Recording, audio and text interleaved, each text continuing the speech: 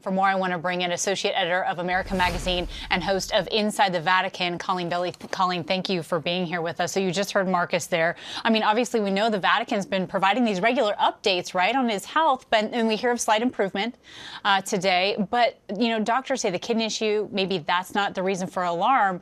So you hear all that, but then you can't forget what Cardinal Timothy Dolan said when he talked about the Pope probably being close to death. I mean, that reverberates. Is that similar to what you're hearing?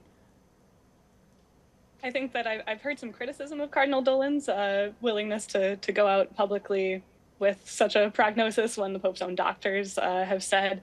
The quote they gave us on Friday at the press conference was, both doors are open, right? The Pope could recover, the Pope could not recover. So I think that, you know, I'll follow the doctor's lead on that and refrain from giving any prognosis myself. But yeah, I mean, the Pope's clinical picture, as the Vatican's been saying, is complex, right? He went in for bronchitis. Now it's turned into double pneumonia. So he's being treated for that. He's taking a lot of medicines.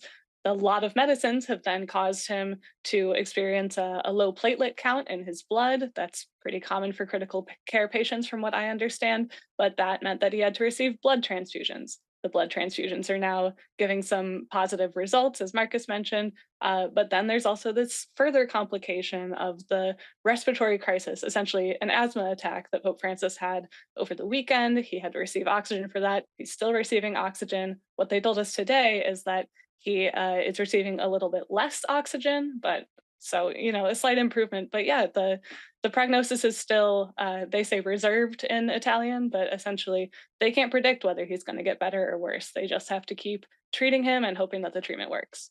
I think what you hit on right at the beginning there, both doors are open here, is probably a crucial way to think about this. But, you know, as you start to see him resume some duties, right, you take communion, things like that, I'm sure that's a welcome sight for Catholics around the world. But there's also this thought, you know, does he resign? Does he step down? What are your thoughts?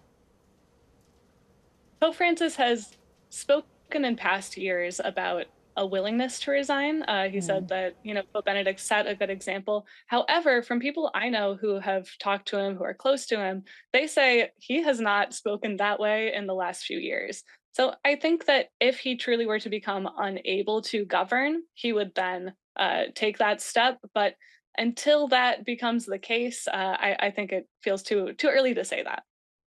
And what are you hearing from Catholics around the world? I mean, they're praying for his recovery, of course. But what does this time of uncertainty mean for them? And a reminder here, right? He's 88 years old. Yeah, well, I think that it's hard to hard to overstate the kind of emotional bond that Catholics feel with the Pope. You know, I feel it myself as a Vatican reporter who's supposed to approach him somewhat objectively, but he's kind of a spiritual father figure. He's somebody who's always giving us advice. And I think more than other popes that maybe people my age have experienced, we feel that Pope Francis has kind of given a new face to the Catholic Church. He's been somebody who has really prioritized inclusion and not pushing people away from the church when maybe their lives are not perfectly in line with church teachings. And I think that's been deeply welcome. And I think that people are going to be really, really sad if we lose him. So, you know, I think that the prayers for his recovery come from a place of, you know, real spiritual closeness. Yeah, absolutely. Colleen Dulle, thank you so much for being here with us today. We appreciate your time. Thank you.